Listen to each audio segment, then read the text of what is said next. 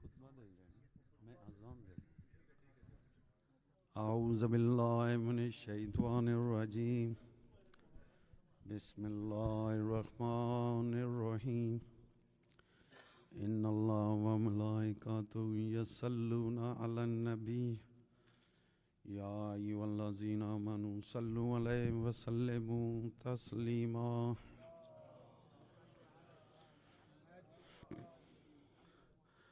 अल्लाहु अकबर अल्लाहु अकबर अल्लाहु अकबर अल्लाहु अकबर अशहदु अल्ला इलाहा इल्लल्लाह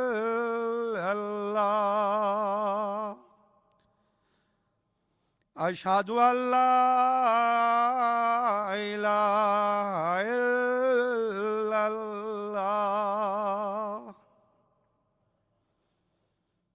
अशहदु अन्ना मुहम्मदर रसूलुल्लाह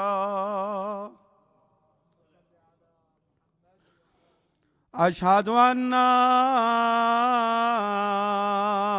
मुहम्मदर रसूलुल्लाह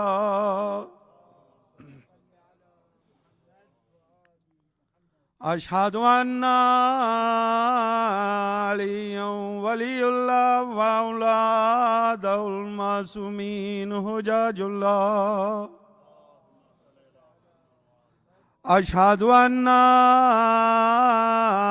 अलिय्यन हुज्जतुल्लाह व औलादुल मासूमीन हुजाजुल्लाह हय्या अलस्सलात हय्या अलस्सलात हय्या अलल फलाह हय्या अलल फलाह हय्या अला खैरिल अमल हय्या अला खैरिल अमल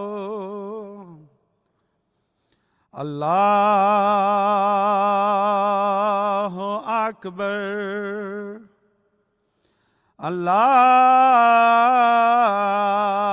अल्लाहु अकबर ला इलाहा इल्लल्लाह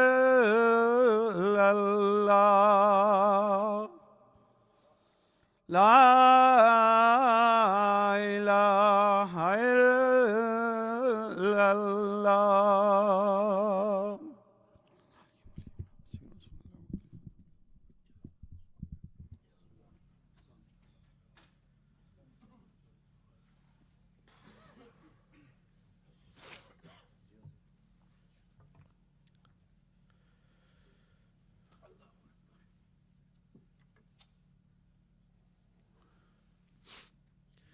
Assalamu alaikum wa rahmatullah. A'udhu billahi minash shaitanir rajim. Bismillahir rahmanir rahim. Alhamdulillahi rabbil alameen. Wassalatu wassalamu ala ashrafil anbiya'i wal mursaleen. Khatimin nabiyyin. Shafi'il mudhnibin. Rahmatan lil alameen. Maulana wa sayyidina Abil Qasim Muhammad.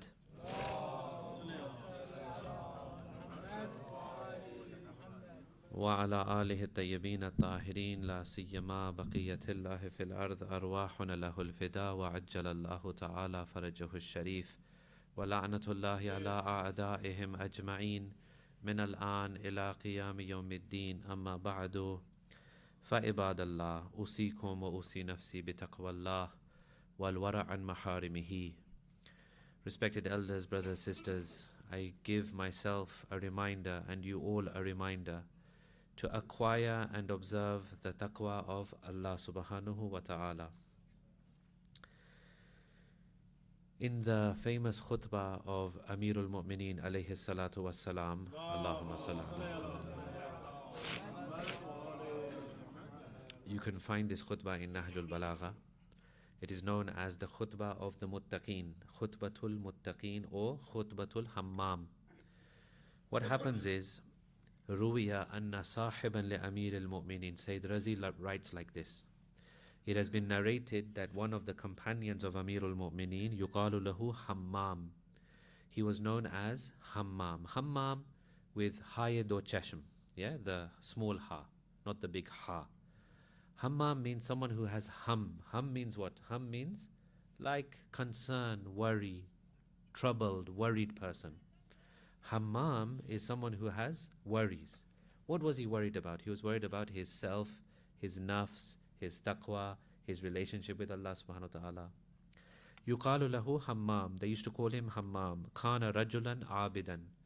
He was a God-fearing person. He was a worshipful person. He was ibadat guzar person. Ya Amir al-Mu'mineen, he says to Hazrat Amir, Sif li al-Muttaqeen. O Amir al-Mu'mineen, describe for me the people of taqwa, the Muttaqeen. I want you to describe the Muttaqeen. However, ka'anni anzur ilayhim. Describe them in such a way, with such detail, with such details that it's as if I can see them in front of me. Only Amir al-Mu'mineen can be requested this kind of thing. No one else can be requested this kind of thing even. To request anyone else of this, it's a waste of time. But Amir al-Mu'mineen, he's the right person. Sifli al-Muttaqeen. Describe to me the Muttaqeen. Fatathaqala ala jawabihi. Amir al-Mu'mineen hesitated. Fatathaqala means he wasn't keen on giving the answer. He tried to avoid.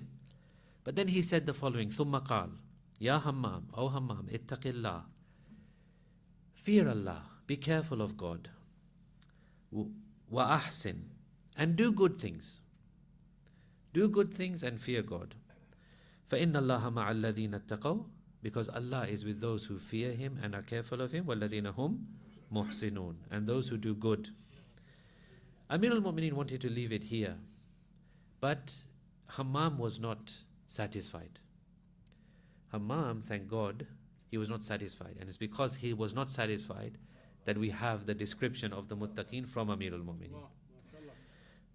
فَلَمْ يَقْنَعْ Hammam. Hammam was not satisfied بِذَلِكَ, with this kind of answer.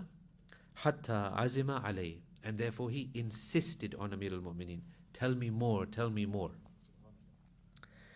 So, why give a short reply to begin with and then follow it up with a longer reply? This is one of the secrets of Ahlul Bayt. Ahlul Bayt, they would see people in different ways than we see them. They wouldn't just see each person the same. Rasulullah sallallahu alayhi wa sallam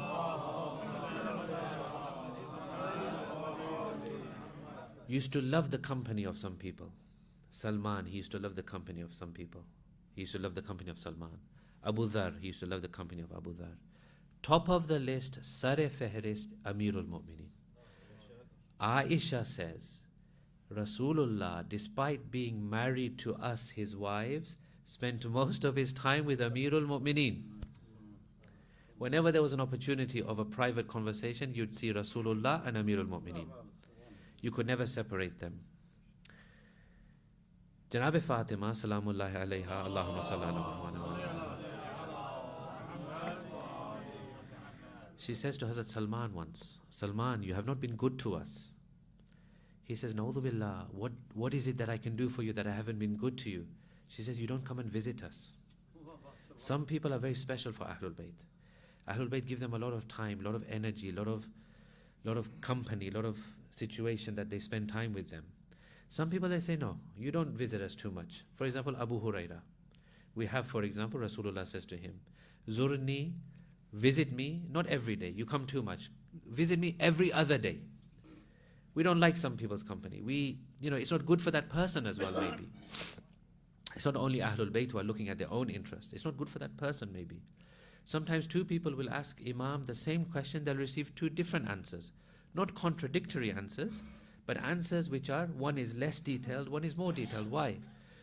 One person's zamir could take the answer, another person's zamir couldn't take the answer.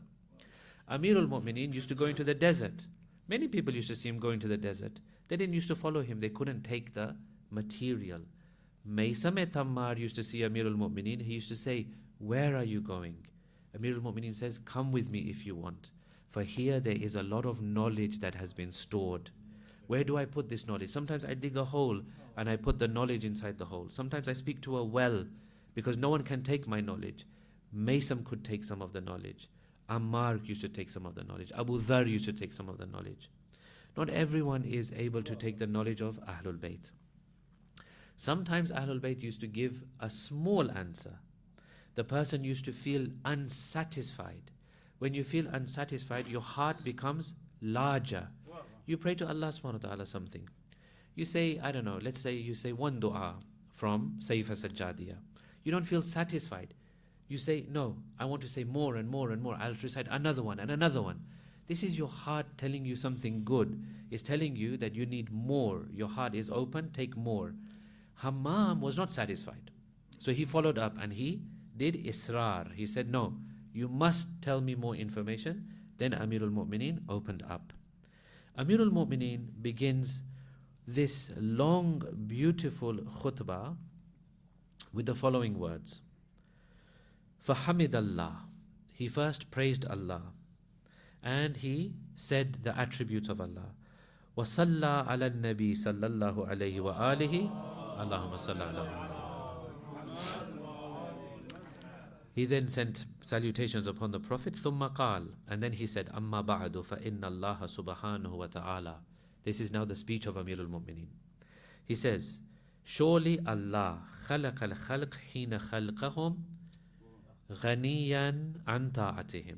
Allah created everything.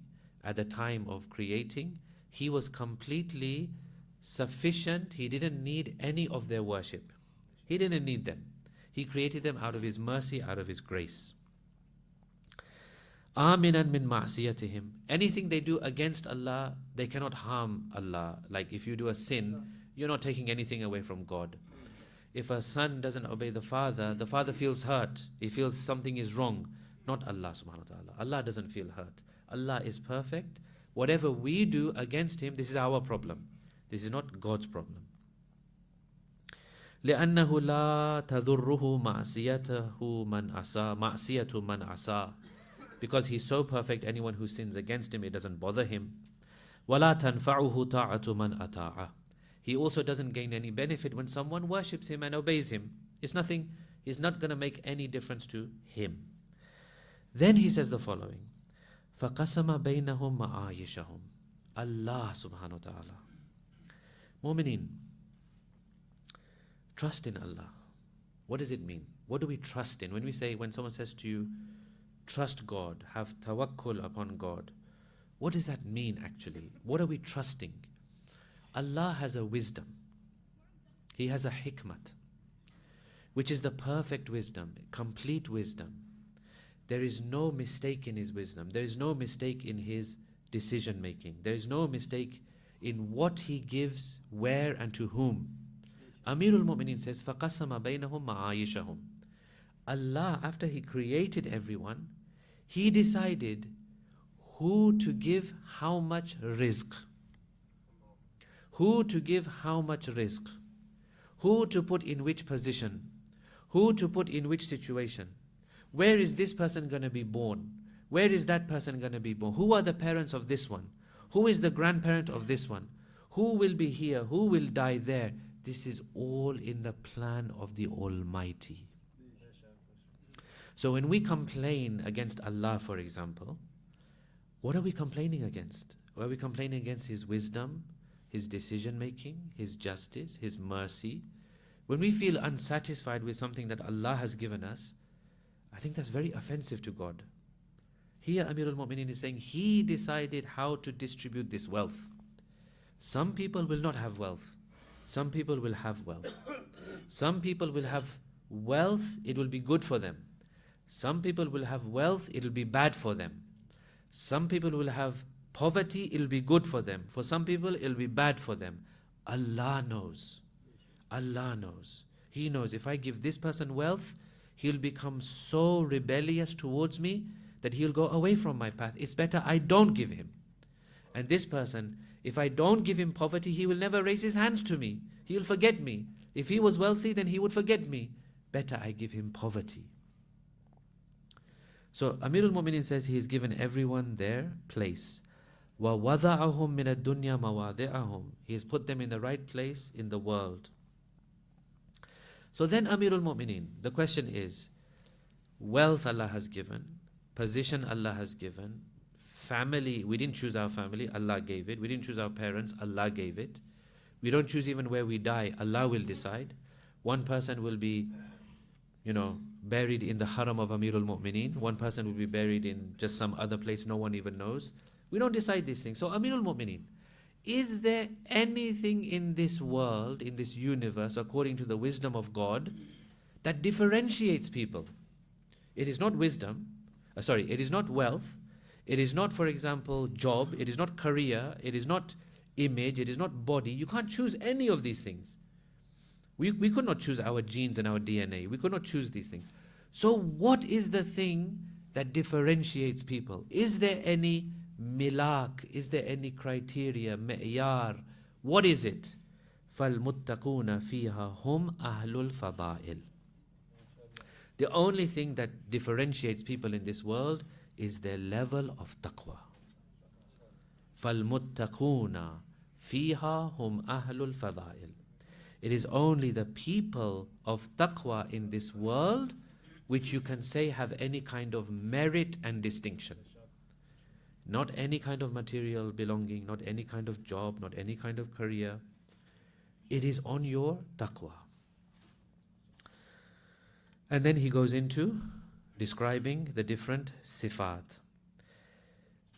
The first sifat which Amirul Mu'mineen says, maybe if I was to ask you, for a muttaqi person, what is the most important thing? Maybe you'll say, namaz is very important. Maybe you'll say azadari is very important. Maybe you'll say wilayat is very important. Maybe you'll say roza is very important. Maybe you'll say sadaqah and charity is very important.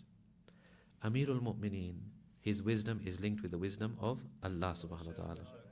The first thing he says is mantiquhumus sawab. The first step of taqwa is speech, zaban, the words you use, the things you say. First thing on the list.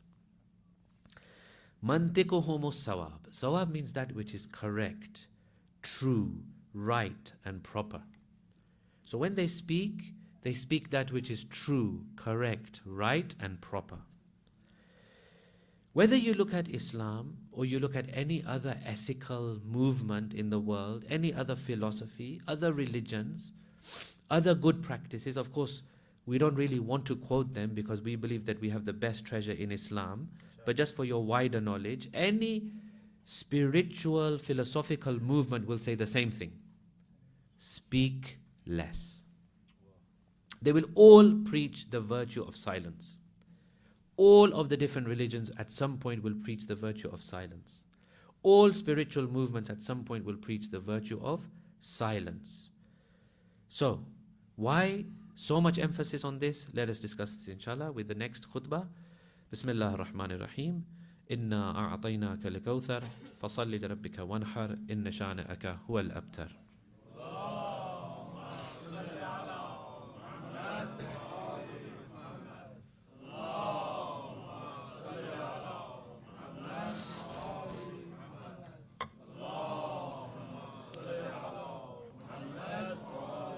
أعوذ بالله من الشيطان الرجيم بسم الله الرحمن الرحيم الحمد لله رب العالمين والصلاة والسلام على أشرف الأنبياء والمرسلين خاتم النبيين شفيع المذنبين رحمة للعالمين مولانا أبي القاسم محمد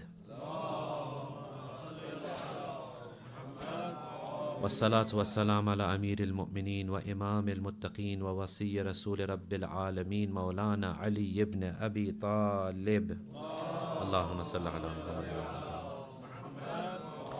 والصلاة والسلام على صديقة النبيلة الطاهرة سيدة نساء العالمين فاطمة الزهراء اللهم صل على محمد والصلاة والسلام على سبتي النبي الرحمة وسيدي شباب أهل الجنة الحسن المجتبى والحسين الشهيد بأرض كربلاء اللهم صل على محمد. والصلاة والسلام على أئمة المسلمين علي بن الحسين ومحمد بن علي وجعفر بن محمد وموسى بن جعفر وعلي بن موسى ومحمد بن علي وعلي بن محمد والحسن بن علي عليهم الصلاة والسلام. اللهم صل وسلم على حجتك في أرضك وعينك في خلقك القائم لأمرك المنتظر لحكمك مولانا صاحب العصر والزمان. اللهم عجل فرجه وسهل مخرجه واجعلنا من شيعته وأعوانه. بسم الله الرحمن الرحيم.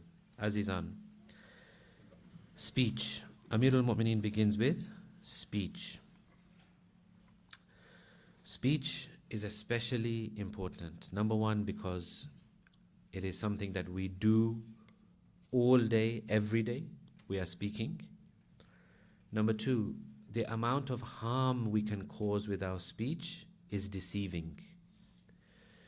If I was to ask you, in Urdu, Farsi, we say this word, isn't it? For example, we say, Hazrat Abbas's arm, kalam ho ke gira. Kalam ho. What is this kalam? Severed, yes. But from what spelling? Kaf, lam, mim, yes. Kaf, lam, mim. Same as kalam. Same as kalama. Same as speech. It comes from the same root. Because it means to cut, to sever. Because words can cut. Words can hurt. Words can destroy a person. Words can put you down. Words can lift you up. Words can boost you. Words can depress you. With one word, one sentence, one phrase, many bad things can happen. But because it is not as obvious as physical harming someone, we take it very easily. And the evil of this today is even more with these phones in our pockets and in our hands. To write a message and to send to hundreds of people in 1 second is so easy that today is even worse, like the situation is even worse. How many times, for example, we have received hurtful messages about people we didn't even know, we didn't even care about this thing, but it has come to our attention. Someone felt it was necessary to bring this into the public. How they'll answer to Allah, I don't know. But this is extremely worrying. So, in just a few minutes, to say a lot of bad things about people is very easy. This is why we see that sometimes in the past, ulama used to keep stones in their mouths. So if you think about stones in the mouth, when someone wants to speak to you, it's very difficult then. You have to go, remove the stones, come back, your hands are now dirty with the stones and your saliva is mixed. But they used to do this, why? To train themselves that I don't want to speak much. And I will keep almost a count of my words in the day. I'm not saying that's a solution for today. I'm not saying that we should do this today. Because in today's time, like I said, instead of words, we have text and we have messages. But this is the extent that people used to go to control their words. Somehow in Islam, we have this golden advice that where you can, restrict your speech. Whether it's necessary to speak, of course you speak.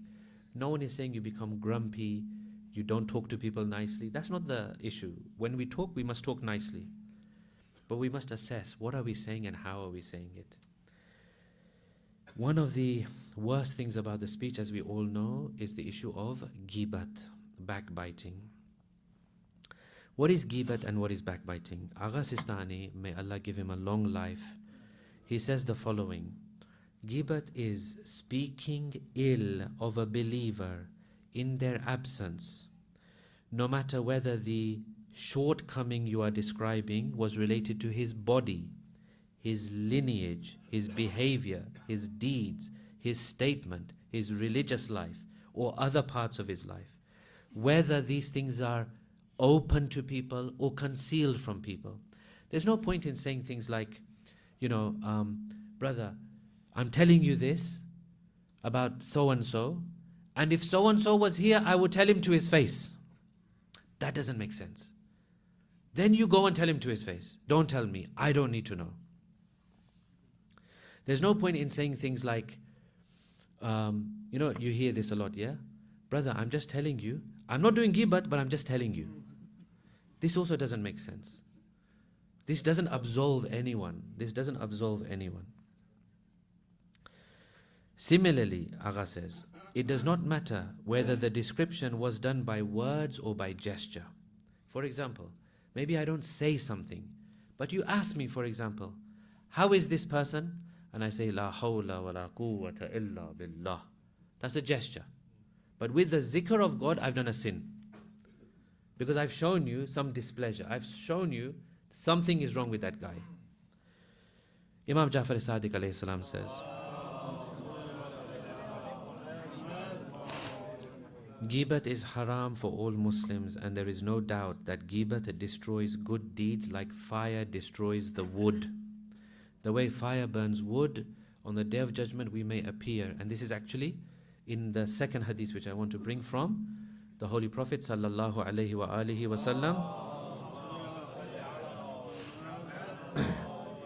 He says, a person will be brought for accounting, hisab, on the Day of Judgment, and he'll be given his scroll of deeds. When he sees the good deeds which have been recorded, when he sees the good deeds which he thought were recorded, but now they are not there. For example, he performed an umrah, a hajj, he kept fasts, he prayed namaz-e-shab, whatever it is. He was expecting to see this. He will say, oh Allah, this is a mistake, this is not my record. I cannot find the good deeds that I performed in this record. He will be told, your Lord does not make any mistakes, nor does he forget. Your good deeds have disappeared due to the backbiting you did about other people. In other words, from your account it has gone and transferred into another person's account. Another person, this is Rasulullah still saying, another person will be brought and given his record of deeds. When he finds in there good deeds he never performed, he says, Khudaya, I didn't perform all of these good deeds. Oh Allah, he says, this is not my scroll of deeds, because I find recorded in this scroll of deeds some good deeds which I had never performed. He will be told, these are the good deeds of that such and such person who did ghibat about you. As a recompense, his good deeds have been transferred to you. Ghibat is a completely lose-lose situation. There's nothing that we gain from ghibat, neither in this world or the hereafter. In this world, it brings disgrace. Because I'll tell you something, Azizan. I'll tell you something. If someone is doing ghibat about someone else to you, you can be sure he's doing ghibat about you to someone else. It brings disgrace in this world. You lose your izzat, your abaru, your honor. And in the hereafter, it leads to further disgrace and disappearance of a'mal. So we have to be very, very careful, inshallah. Allah gives us tawfiq, protects us from these sins, allows us to benefit from the advice of Amirul Mu'mineen, to help control our words, our speech, our tongues, to give us the love of Imam Hussein alayhi salam, to accept our azadari, to grant us the ziyarat of Karbala, Sham, Mashhad, Qom, Najaf, Kazmain, wherever our beloved personalities are buried. The biggest ziyarat which we want, O Allah, is the ziyarat of Yusuf Al-Zahra, Imam Zaman, Ajjalallahu Ta'ala Farajahu Sharif. O Allah, somehow show us Imam, in a dream maybe, in our visions maybe, in our mind maybe, in our life maybe, if we are very, very lucky and very pure. O Allah, hasten his reappearance. Allow us to be in his group when he comes, inshallah. Allahumma gfir lil mu'minina wal mu'minat wal muslimina wal muslimat al ahya'i minhum wal amwat tabi' baynana wa baynahum bil khairat innaka mujibu da'wat innaka ala kulli shay'in qadir subhana rabbika rabbil izzati amma yasifun wa salamun ala al mursaleen walhamdulillahi rabbil alameen. Azizan, for the quick zuhur of Imam Zaman, let's have 3 loud salawats.